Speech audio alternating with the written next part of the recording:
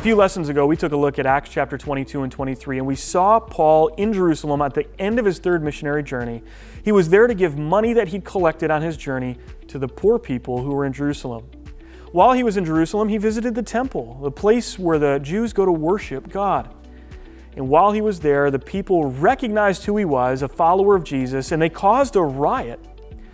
It was such a large riot that the Roman centurions, those in charge of keeping the peace in Jerusalem, stepped in, arrested Paul, and stopped the riot from causing any major damage to Paul and to the temple. Paul was put on trial before the Sanhedrin, the Jewish religious ruling body. The Romans were curious why Paul was causing such a problem, so they took him before them. While they were there, they decided that they would have to keep the trial going, so the Roman centurions took him back to prison and held him there for a few days until they could resume the trial. While Paul was in prison, a plot was hatched to assassinate him while the transfer was taking place from prison to the court. But it was during this assassination plot, Paul's nephew happened to hear the truth, hear the story, hear the plot, and he told it to the prison guards.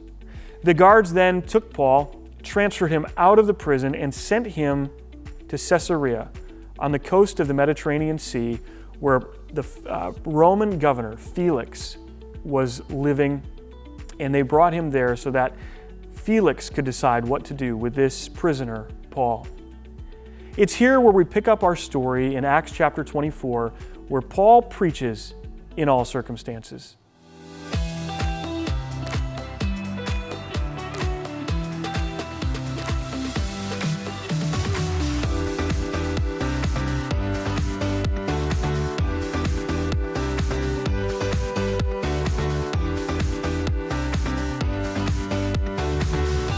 If you have your Bibles, turn in your Bible to Acts chapter 24, starting in verse 1. We are going to see that God guides Paul to preach in all circumstances.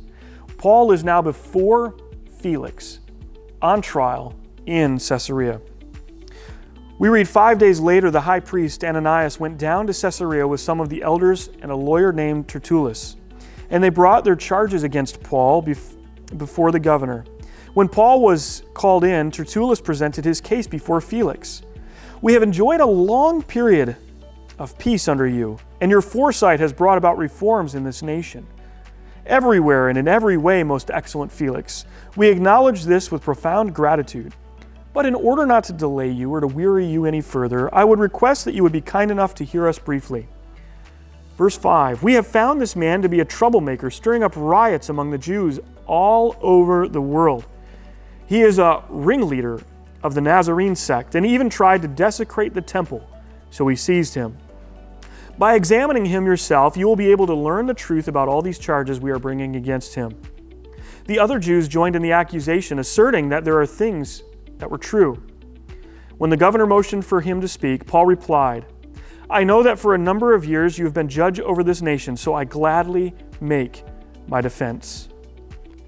We'll cover what he talks about in just a minute, but I love the scene that's setting up for us here. God guides his people to preach in all circumstances. What we see in Acts chapter 24 is the stage where Paul is now on trial before Felix. He's in Caesarea. He's protected under Roman guard. And Ananias, the chief priest, comes down from Jerusalem. Now, in order to understand the geography, Jerusalem is southeast of Caesarea. Jerusalem is closer to the Dead Sea, and Caesarea is north on the Mediterranean. Caesarea was a beautiful city, and the palace there, the place where the Roman governor lived, was beautiful, ornate. Many outhouses and outbuildings, not restrooms, but outbuildings, a large pool brought in with fresh ocean water, seawater. It was this beautiful, beautiful complex where the governor lived. And here Paul was under house arrest, but because it's north of Jerusalem, we read here that Ananias went down with Tertullus. The word down relates to elevation, not geographical location. So because Caesarea is on the Mediterranean, it's at a lower elevation than Jerusalem, which is up in the hill country, closer to the Dead Sea.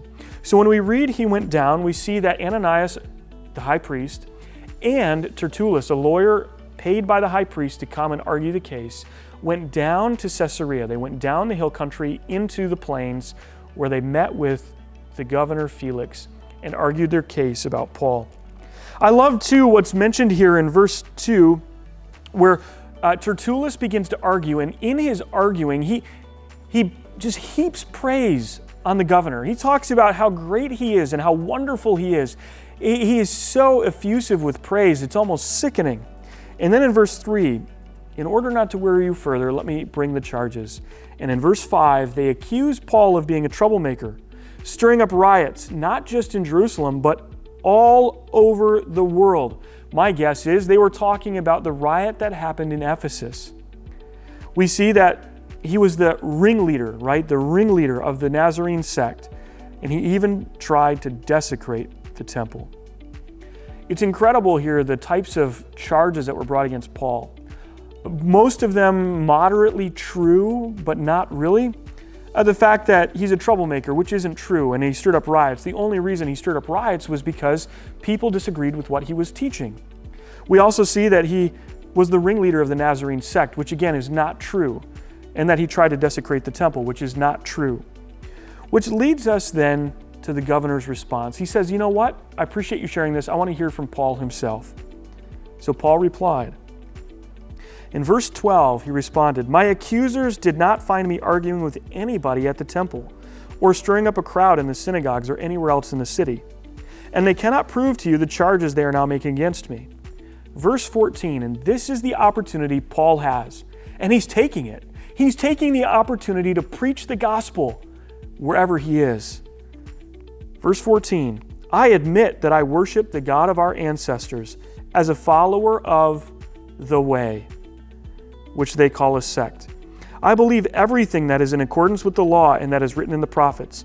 And I have the same hope in God as these men themselves have, that there will be a resurrection of both the righteous and the wicked.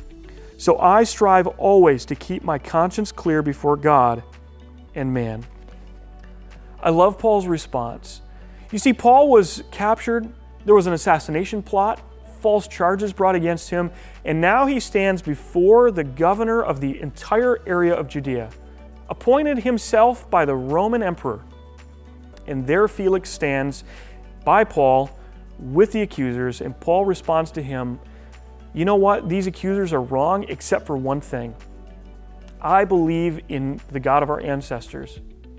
I follow the way. I am a worshiper of Jesus. They call it a sect, but it's the right way to live. Paul has now just opened a door. God has opened a door for Paul, and Paul has walked through it to share the gospel with not only Ananias, the chief priest, but also Tertullus the lawyer, those that were with them, and the governor himself. Paul jumped on the opportunity to share Christ. You know, it's incredible what God does with his people. God uses people just like you and me to share the gospel in all circumstances, to be those who speak truth in the lives of others, to be men and women who stand up in all circumstances and proclaim what we believe. Paul didn't go to Scripture. Paul didn't give some revelatory experience. He simply proclaimed who he was, what he believed. That's all it was.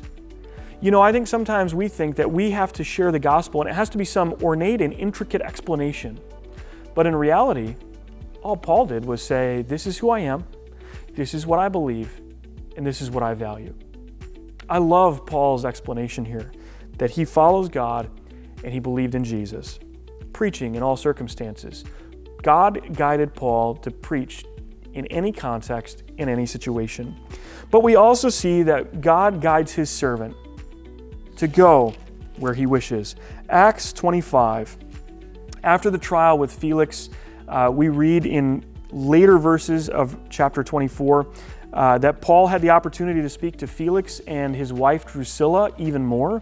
We see in verse 25 that Paul talked about righteousness and self-control and the judgment that was to come.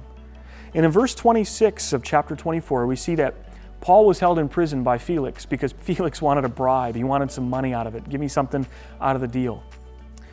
But Felix was no longer governor, and 2 years later, Paul was still in prison when Porcius Festus was appointed as the governor of Judea. In chapter 25 then, Felix and Drusilla, his wife, are out of the picture. Festus is now in charge. And Festus, newly appointed as the governor, decided he wanted to do something for the Jewish people. He wanted to have a good favor with them, a good rapport with them. So he asked them, what do you want?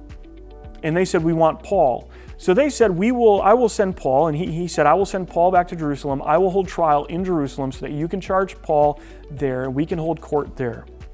And in verse 9, we read this. Festus, wishing to do the Jews a favor, said to Paul, are you willing to go up to Jerusalem and stand trial before me there on these charges?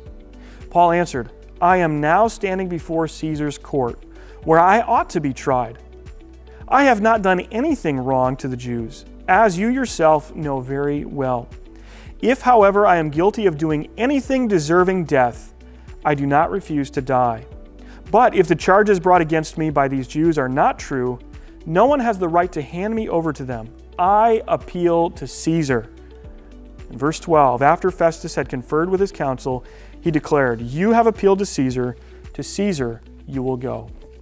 It's incredible what's happening right now. So as Festus planned on taking Paul back to Jerusalem to be tried, Paul says, no, I'm not going to Jerusalem. I'm going to be tried right here. You're the governor in charge of all of the province. I am appealing to you to try me here. And I feel like Festus maybe pressed the issue a little bit, and Paul said, fine, you're going to press the issue. I appeal to Caesar.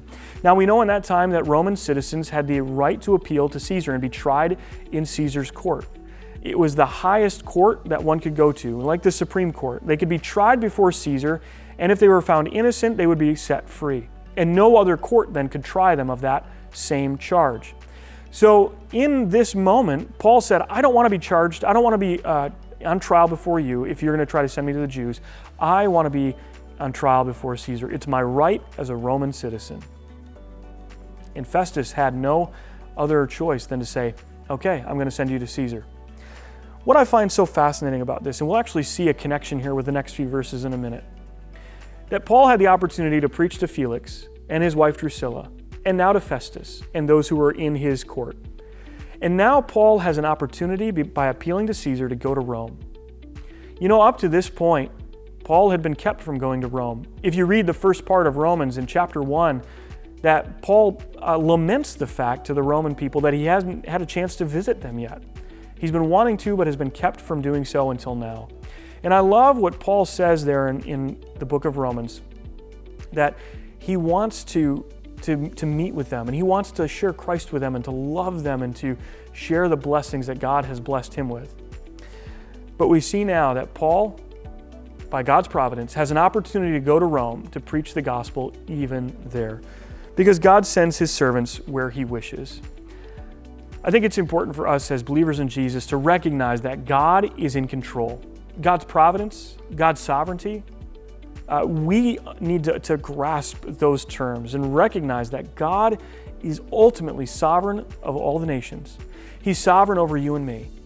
He desires for us to go places and do things. The job that you have is not because you're the best person at that job. It's because God wanted you to have that job. Right? You think about the opportunities that you have in the world. And if you reframe them to think it's not because I have chosen the opportunity, because God has given me the opportunity, I think it helps us understand better our position in life.